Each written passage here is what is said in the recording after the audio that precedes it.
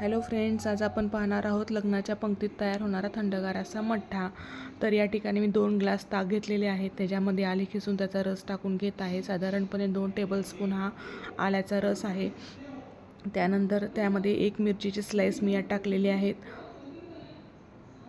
व भरपूर अशी कोथिंबीर आपल्याला या ठिकाणी टाकून घ्यायची आहे. त्यामुळे मठ्ठ्याला छान अशी चव येईल.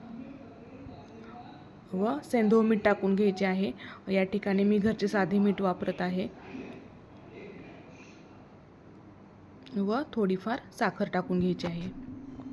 आता चांगलं या मठ्ठ्याला हलवून घेऊयात.